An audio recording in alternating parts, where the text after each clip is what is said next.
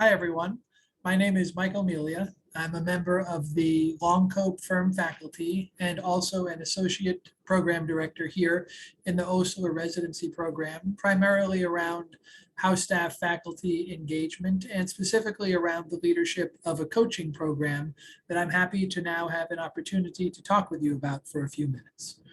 So I think the main message that I want to communicate here is that every member of our house staff program has a faculty coach. These coaches are all members of our firm faculty, and they're selected to be coaches based upon their expertise and experiences as clinicians and educators and advisors. The coaching program really has two main facets throughout your training, and those include professional skills development as well as a career advising. And so I'll talk about each of those in turn. The professional skills development itself really has two primary components, and those include bedside skills development as well as teaching skills development. And there's some evolution in those things over the course of the 3 years of your training.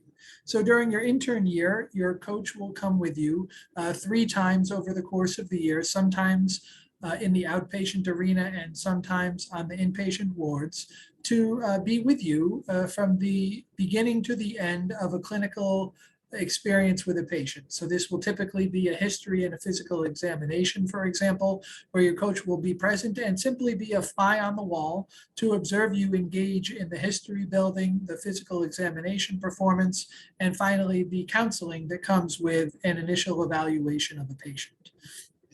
The same will take place both really in the inpatient and the outpatient arenas. And then after each of these exchanges, your coach will meet with you to provide you with feedback about their observations.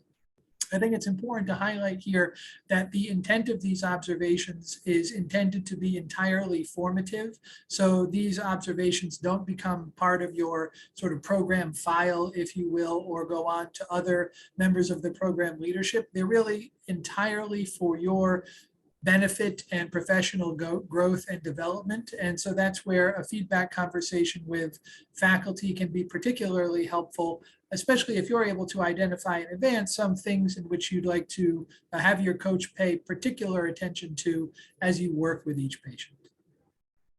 So those will be the 3 observations during intern year. Then into your JAR year, you'll have 1 bedside observation undertaken by your coach. And then your coach will also come and observe you teach either in the wards or on clinic at least once over the course of the year. And again, give you feedback on that teaching. And then finally, during your senior year, your coach will come to ACS rounds at least 3 times over the course of the year and observe you teach on ACS rounds, again, with the same sort of principles as with the bedside observation, where they will meet with you for feedback after the teaching exchange and opportunity takes place and help you sort of reinforce strengths that you already have and maybe try to identify some opportunities for improvement with future iterations of your coaching. So those are the main aspects of the professional skills development that coaches engage in the program. And then in terms of the other main aspect, which is career guidance, each member of the house staff is expected to meet with their coach at least twice over the course of the year. These are really sort of free-form conversations without any specific agenda set in advance. And typically the topics that are discussed evolve or change over time. So at the very beginning, for example, the first meeting that typically takes place during orientation, as you might imagine, focuses on the transition from medical school to residency, questions that you might have as you begin intern year, uncertainties or anxieties perhaps as the year begins and you assume the role of physician as an intern. And then over the course of training, additional questions might evolve in terms of how to effectively lead a team, considerations for next steps in the evolution of your career, whether it's moving on to clinical practice or a fellowship position or some other post-residency program position.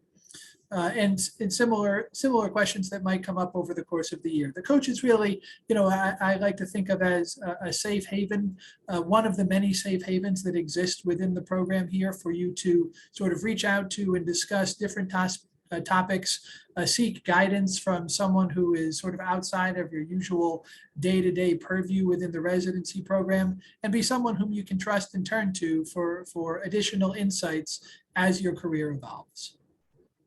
So that's just a few minutes of some of the highlights of our coaching program. It's really been, I think, a fantastic addition to the residency program here. And I would really look forward to having the opportunity to talk with each of you about your interests in the coaching program and the benefits that it brings to training here in the Osler residency program. Thanks very much for your interest and attention, and have a great day.